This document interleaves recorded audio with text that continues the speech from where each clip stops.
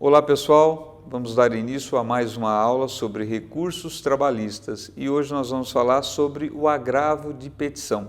O agravo de petição é um recurso peculiar do processo do trabalho. Nós encontramos a sua fundamentação legal no artigo 897-A da CLT.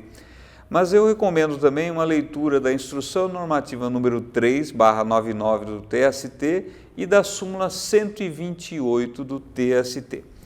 E o que diz o artigo 897-A da CLT? Diz o seguinte: cabe agravo no prazo de 8 dias de petição das decisões do juiz ou presidente nas execuções. Então, o agravo de petição é o recurso cabível das decisões proferidas na fase de execução trabalhista. Mas de que tipo de decisões nós podemos interpor o agravo de petição? Como regra, só comporta recurso a decisão definitiva proferida no processo do trabalho. Isso nós já vimos em aulas anteriores. O artigo 893, parágrafo 1º, ele diz isso. Só cabe recurso das decisões definitivas no processo do trabalho.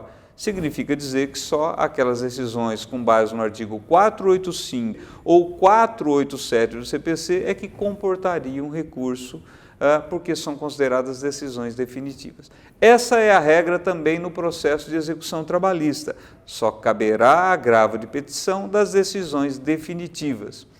Eu selecionei aqui algumas decisões definitivas que comportam agravo de petição. Em torno dessas decisões, a doutrina e a jurisprudência não divergem. São elas: a decisão que julga embargos de execução, procedente ou improcedente, cabe agravo de petição. Da decisão que julga impugnação à sentença de liquidação, também cabe agravo de petição. Da decisão que acolhe exceção de pré-executividade, também comporta agravo de petição, ou da decisão que julga embargos de terceiro. Todas essas decisões que eu acabei de citar, delas comporta agravo de petição.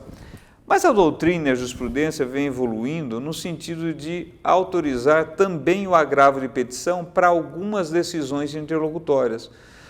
Eu selecionei algumas decisões aqui que seriam interlocutórias, por quê? Porque elas não colocam fim à execução, mas que, diante da inexistência de outro recurso, a doutrina e a jurisprudência vem autorizando o agravo de petição como recurso.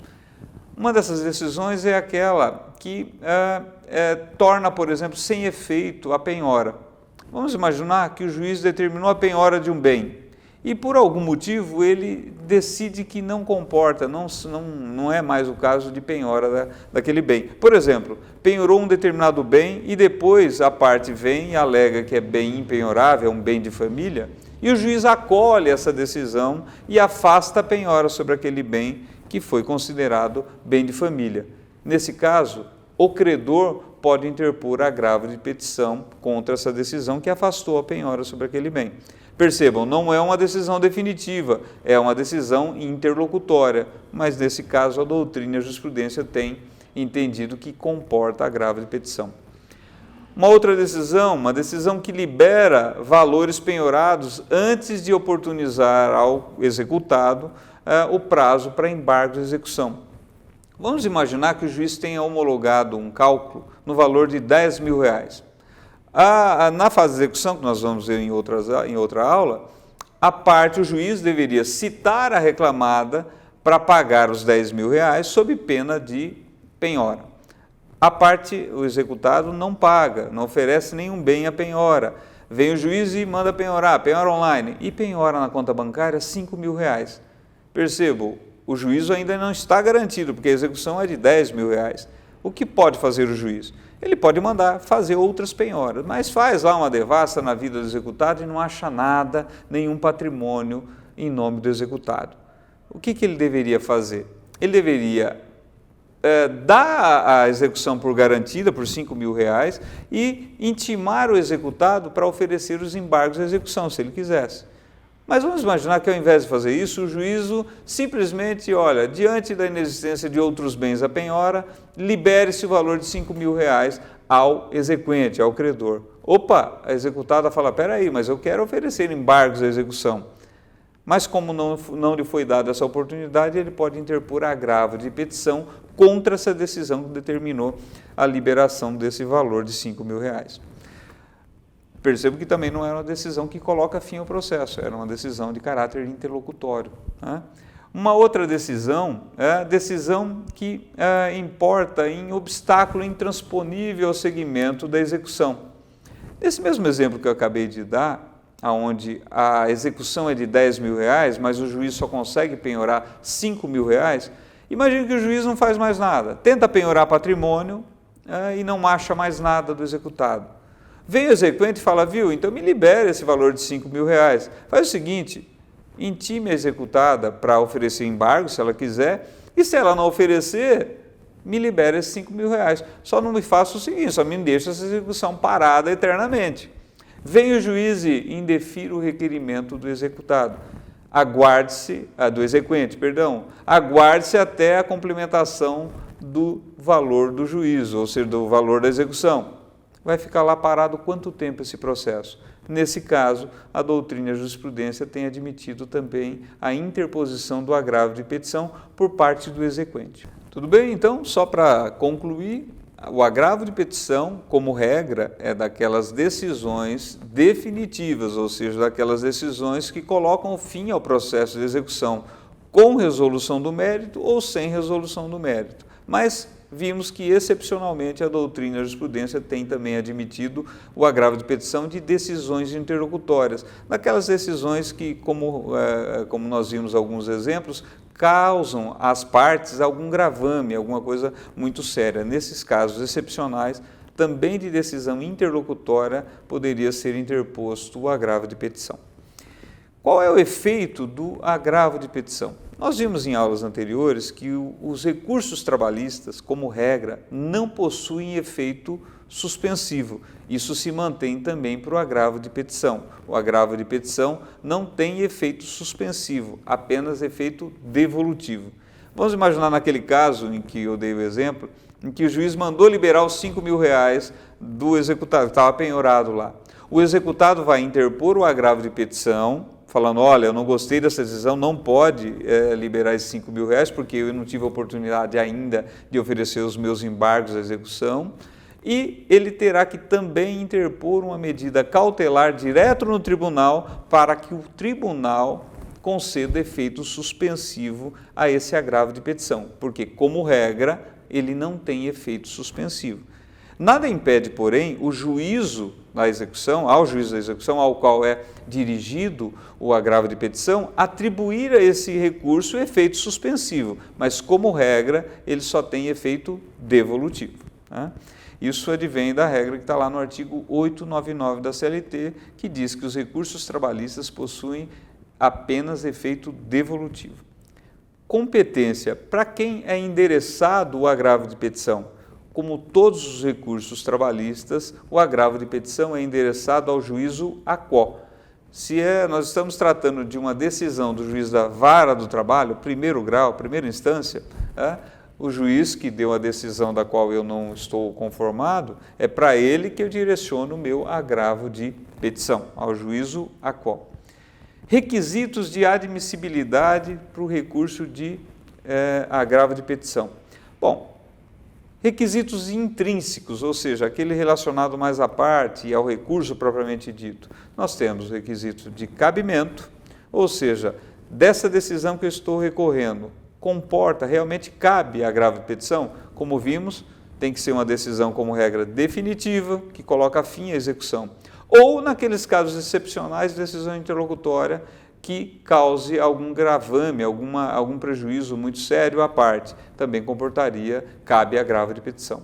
Legitimidade, ou seja, a parte que está recorrendo é parte no processo? É exequente, ou é executado, ou é terceiro legitimado, terceiro interessado legitimado por lei para atuar no processo? E interesse de agir. A parte que está recorrendo, ela tem interesse? Ou seja, aquela decisão da qual ele está recorrendo causa a ele, recorrente, algum prejuízo? Se sim, ele tem interesse de agir. E os chamados requisitos extrínsecos, e aqui eu peço atenção porque no caso de agravo de petição nós temos duas situações bem peculiares relacionadas a esse recurso. O normal dos requisitos extrínsecos é a tempestividade. Qual é o prazo para a interposição do agravo de petição? Como todos os recursos trabalhistas, 8 dias. O prazo para a interposição do recurso de agravo de petição é de 8 dias contados do conhecimento, da intimação da decisão agravada. Representação processual, o que significa isso? O advogado que está assinando a petição ali, ele tem procuração nos autos, ou está autorizado nos autos a agir em nome da parte, ele tem procuração nos autos? Representação processual. Não tem procuração nos autos. O juiz vai negar seguimento ao recurso de agravo de petição por falta de representação processual. E lembrando, agora com o novo CPC, o juiz deve primeiro intimar a parte, no caso o advogado, para que regularize a sua representação processual. Somente se o advogado não fizer isso no prazo acenado pelo juiz, via de regra 5 dias, é que o juiz vai negar seguimento por falta de representação processual. Um terceiro requisito de admissibilidade é a delimitação da matéria. Isso está no artigo 897, parágrafo 1º da CLT. Isso aqui é um requisito específico do agravo de petição. Fala o que esse parágrafo? Fala o seguinte: o agravo de petição só será recebido quando o agravante delimitar justificadamente as matérias e os valores impugnados, permitida a execução imediata da parte remanescente até o final, nos próprios autos ou por carta de sentença. E o que significa delimitar a matéria? Significa criar lá no seu recurso de agravo de petição, isso é uma questão prática, eu geralmente faço na introdução do recurso, logo no início da minuta do recurso, das minhas razões de recurso, eu coloco lá, delimitação da matéria, e coloco de forma bem simples, não precisa de muito rebuscamento, não. Você coloca lá, o presente recurso é para atacar a decisão de folhas tais que liberou o valor de R$5.000 ao exequente, sem antes dar à reclamada, no caso a recorrente, agravante agora, a oportunidade para oferecer embargos de execução. Bem simples. Ou então, vamos imaginar que eu estou recorrendo de uma sentença que julgou os meus embargos à execução improcedentes. Vamos imaginar que lá nos embargos de execução eu estava sustentando que eu não devia R$5.000, mas devia só R$1.000. O que eu tenho que fazer? Na delimitação da matéria, para atender o requisito do artigo 897, parágrafo 1º, eu tenho que dizer o seguinte: olha, eu concordo que eu devo R$1.000. Portanto, R$1.000 pode liberar para o reclamante. O que eu estou recorrendo é desses R$4.000 a mais que o juiz está dizendo que eu devo e eu entendo que eu não devo. Ou seja, você deve deixar bem claro na sua razão, nas suas razões de recurso, que nós chamamos de minuta de agravo de petição, você deve deixar bem claro o que é o objeto do seu agravo de petição. Se você fizer de uma forma genérica, não deixando claro ao juízo do que você está recorrendo, ele vai negar seguimento ao seu agravo de petição por falta de delimitação da matéria. Tudo bem? Um outro requisito, que também tem uma boa diferença em relação aos demais recursos, é em relação ao preparo. O preparo no agravo de petição, primeiro, só o executado é quem faz. O exequente não tem previsão legal para que ele faça algum tipo de preparo para recorrer. Porque é isso, Como, via de regra, a maioria dos agravos de petição são interpostos pelo executado, pelo devedor. Mas pode sim, não é muito incomum, também o exequente, que não gostou da decisão do juízo, interpor o agravo de petição. Para o exequente não há previsão legal de preparo, para o executado há a necessidade de preparo. E o preparo trabalhista, ele é composto de 2 tipos de preparo: pagamento de custas e depósito recursal. Isso nós já vimos em aula anterior. Custas, no processo de execução, só o executado é que faz o pagamento de custas processuais, primeiro. Segundo, esse pagamento será feito ao final da execução. Professor, então, para interpor o agravo de petição, eu não preciso pagar custas processuais? Olhe bem, não precisa. Por quê? Porque as custas processuais no agravo de petição ou na execução seriam pagas ao final da execução. Ocorre que o artigo 789A, da CLT, diz exatamente isso. Vamos a uma leitura desse artigo. No processo de execução são devidas custas, sempre de responsabilidade do executado e pagas ao final, de conformidade com a seguinte tabela. E aí você vai no inciso 4º desse artigo, ele fala, agravo de petição, R$ 44,60. Uma questão prática aqui.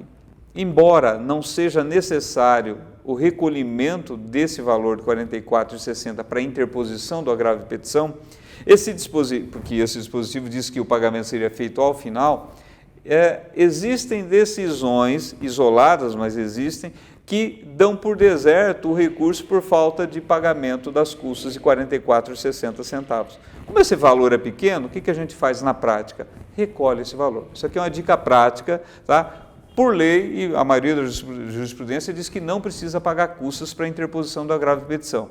Mas como o valor é pequeno e vai que você pegue um juiz que entenda que deveria ser recolhido o valor das custas, a melhor postura prática é recolher o valor de R$ 44,60. Um outro preparo do recurso trabalhista é o depósito recursal. Nós já vimos em aula anterior que o depósito recursal ele é tabelado, é um valor tabelado pelo TST. Para cada recurso há um determinado valor lá que a parte deve recolher e esse valor também é regulado de acordo com o valor da condenação arbitrado na sentença. No processo de execução, o que diz a súmula 128 do TST no inciso 2 dessa súmula? Diz o seguinte: garantido o juízo na fase executória, a exigência de depósito para recorrer de qualquer decisão viola os incisos 2 e 55 do artigo 5º da Constituição. Havendo, porém, elevação do valor de débito, exige-se a complementação da garantia do juízo. Essa súmula aqui, ela deve ser lida em conjunto com a instrução normativa número 3 de 99 do TST.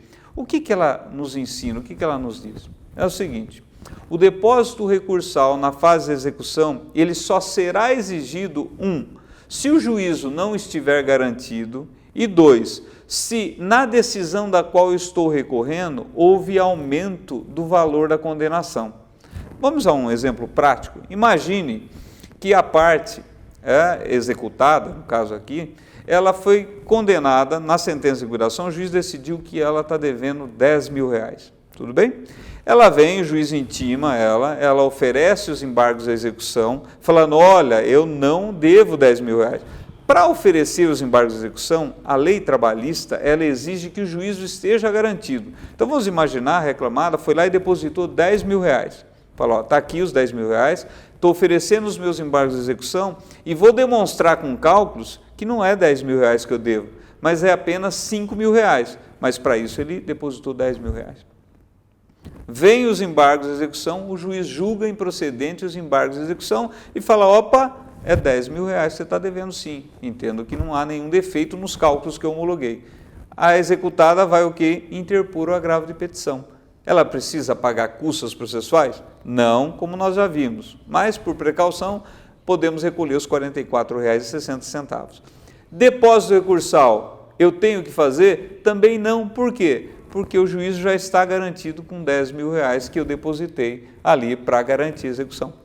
Perceba que não é só através do depósito de dinheiro, essa garantia pode ser através de um bem. Dei lá um veículo para garantir o juízo. Quanto vale o veículo? R$10.000. O juízo está garantido, não preciso fazer depósito recursal.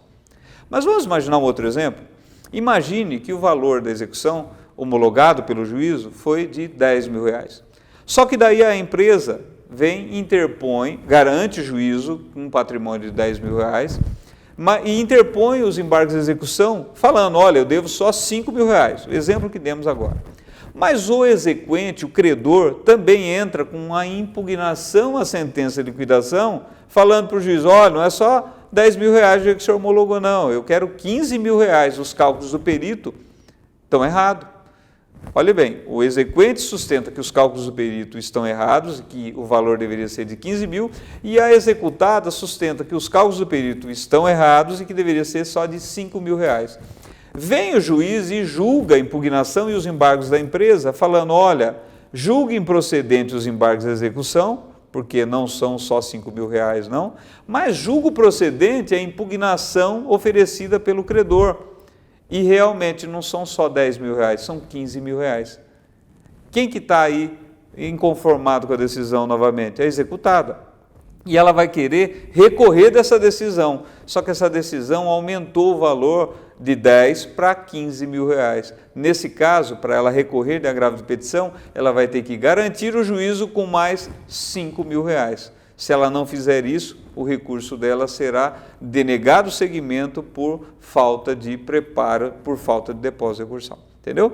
Como regra, geralmente o agravo de petição não exige depósito recursal, porque geralmente ele já está garantido o juízo. Mas nesse caso, quando houve aumento do valor da execução, por uma questão aí muito fora do comum, mas pode acontecer sim, não é tão fora do comum assim, nesse caso a reclamada teria que complementar o valor da garantia do juízo para daí interpor o seu recurso de agravo de petição.